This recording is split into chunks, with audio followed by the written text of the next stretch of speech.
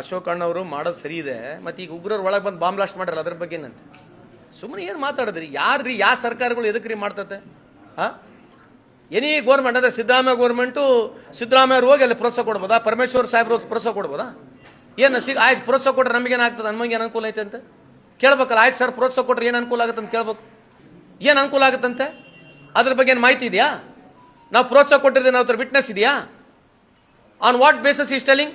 ಮತ್ತೆ ಈಗ ಇಲ್ಲಿ ಬಾಂಬ್ ಬ್ಲಾಸ್ಟ್ ಆಯ್ತಲ್ಲ, ಇದಕ್ಕೆ ಯಾರನ್ನ ಪ್ರೋತ್ಸಾಹ ಅವ್ರು ಕೊಟ್ರಂತ, ಅಶೋಕಣ್ಣವ್ರು ಕೊಟ್ರಂತ ಪ್ರೋತ್ಸಾಹ? ಈಗ ಹಂಗೆಲ್ಲ ಮಾತಾಡಬಾರ್ದ್ರಿ. Blaming such things as no base. ಈ ಥರದ ಎಲ್ಲ ಒಂದು ಜಾಗದ ಈ ಥರ ಸ್ಟಾಪ್ ಮಾಡಬೇಕು. ವಿ ಶುಡ್ ಗೋ ಟು ಏನೋ some sort of an futuristic ಆಗಿ ಯಂಗರ್ ಜನರೇಷನ್ ಏನೋ ನಾವು ಹೊಸ್ದಾಗಿ ಏನೋ ಹೇಳ್ತಕ್ಕಂಥ ರಾಜಕೀಯ ಆಗಬೇಕು. ಸುಮ್ಮನೆ ಏನೋ ಮೀಡಿಯಾ ಐತಿ ಹೇಳ್ಬಿಡದ? ಮತ್ತೆ ಈಗ ಪ್ರಧಾನಮಂತ್ರಿ ಕೊಡಬಾರ್ದು ರಾಜೀನಾಮೆ? ಈಗ ಪ್ರಧಾನಮಂತ್ರಿ ಬೇಡ ಅಂತ ಕೊಡೋದು ಬಾಂಬ್ ಬ್ಲಾಸ್ಟಲ್ಲಿ ರೆಡ್ ಫೋರ್ಟ್ ಆಗೈತೆ. ಹಾಂ, ಮೊನ್ನೆ ಪೆಲ್ಗಾಮ್ ಆಯಿತು, ಪೆಲ್ಗಾಮ್ನ ಕೂಡ ಏನು ಪುಸ್ತಂದಿಲ್ಲ ಟುಸ್ತಂದಿಲ್ಲ. ಪೆಲ್ಗಾಮ್ ಮುಗೀತು, ಪುಲ್ವಾಮಾ ಮುಗೀತು, ರೆಡ್ ಫೋರ್ಟ್ ಮುಗೀತು. ಈಗ ಯಾರು ಅವ್ರು ರಾಜೀನಾಮೆ ಬೇಡ ಅಂತ? ರಾಜೀನಾಮೆ ಯಾರು ಬೇಡ ಅಂತ ಈಗ ಕೊಡೋದು? ಅವರು ಸಿ ಎಂ ಯಾಕೆ ರಾಜೀನಾಮೆ ಕೊಡ್ಬೇಕಂತೆ? ಎದು ಕೊಡ್ಬೇಕಂತ ಸಿ ಎಂ ರಾಜೀನಾಮೆ? ಏನು ಮಾತಾಡ್ತಾರ್ರಿ? ಅದ್ರ ಬಗ್ಗೆ ನಾನು ಮಾತಾಡಲ್ಲಪ್ಪ, ಸಾಕಾಗಿದೆ. ನಿಮ್ಗೆ ಎಷ್ಟೋ ಸಲ ನಾವು ಕೇಳ್ಬಿಟ್ಟಿದ್ದು, ನಾವು ಹೇಳ್ಬಿಟ್ಟಿದ್ದು, ಅದ್ರ ಬಗ್ಗೆ ನಾನು ಮಾತಾಡಲ್ಲ. ಯಾರು ಅವ್ರು? ಅಲ್ಲೇ ಅವ್ರ ಡೆಡ್ಲೈನ್ ನಾವೇನ್ರಿ ಮಾಡೋಣ ತಗೊಂಡು? Who are those people to give deadline? ಅವ್ರಿಗೆ ಕೇಳ್ಬೇಕು ನೀವು. ಅವ್ರಿಗೆ ಭಯ ಇದೆ, ನೆಕ್ಸ್ಟ್ ಪ್ರಧಾನಮಂತ್ರಿ ಗಡ್ಕರಿ ಆಗ್ಬಿಡ್ತಾರಂತ ಅವ್ರಿಗೆ ಭಯ ಇದೆ. ಪ್ರಧಾನಮಂತ್ರಿ ಗಡ್ಕರಿ ಆಗ್ಬಿಡ್ತಾರೆ ಅಂತ ಭಯ ಇದೆ. ಯಾಕಂದ್ರೆ ಇವ್ರು ಅಗ್ಲಾರ ಬರೀ ಮೋದಿ ಫೋಟೋನ ಹಾಕ್ಯಾರ ಇಷ್ಟು ವರ್ಷ. ನೋಡ್ರಿ, ಅವಾಗೆಲ್ಲ ವಾಜಪೇಯಿ ಬಗ್ಗೆ ಬಹಳ ಗೌರವ ಇತ್ತು, ಅಡ್ವಾಣಿ ಪಿತಾಮ ಭೀಷ್ಮ ಅಂತಿದ್ರು, ಅವರೆಲ್ಲ ಬಿಟ್ಬಿಟ್ರು. ಬಿಜೆಪಿ ಅವ್ರು ಏನಂದ್ರೆ ಯಾರು ಪಿಕ್ಚರ್ ನಡೀತದ ನೋಡ್ತಾರೆ, ಯಾರು ಪಿಕ್ಚರ್ ನಡೀತದ ಅವ್ರ ಪಿಕ್ಚರ್ನೇ ಫೋಟೋ ಅವ್ರದ್ದು. ಅಲ್ಲೆಲ್ಲ ಹೋಗ್ಬಿಟ್ಟು ಅವಾಗ ಪಿತಾಮ ಭೀಷ್ಮು, ಅವಾಗೆಲ್ಲ ಅಣ್ಣ ತಮ್ಮರು ಅವರೆಲ್ಲ ಏನು ಯಾರ್ದು ಪಿಕ್ಚರ್ ನಡೀತದೆ ಅವ್ರದ್ದು ನಡೀತದೆ. ಈಗ ಭಯ ಇದೆ ಅವರಿಗೆ, ಮೋದಿ ಸಾಹೇಬ್ರದ್ದು ಪಿಕ್ಚರ್ ಮುಗಿಯಕ್ಕೆ ಬಂದ್ಬಿಟ್ಟಿದೆ, ಅದಕ್ಕಾಗಿ ಭಯ ಇದೆ. ಅದಕ್ಕೆ ಗಡ್ಕರಿ ಆಗ್ಬಿಟ್ರೆ ಹೆಂಗಂತ ಅವ್ರ ಫೋಟೋ ಇಲ್ಲ ಹಾಕಿಲ್ಲ. ಅವ್ರು ಯಾರ್ದು ಫೋಟೋ ಹಾಕಲ್ಲ, ಮೋದಿ ಸಾಹೇಬ್ರದ್ದು ಬಿಟ್ಟರೆ ಯಾರು ಫೋಟೋ ಹಾಕಲ್ಲ.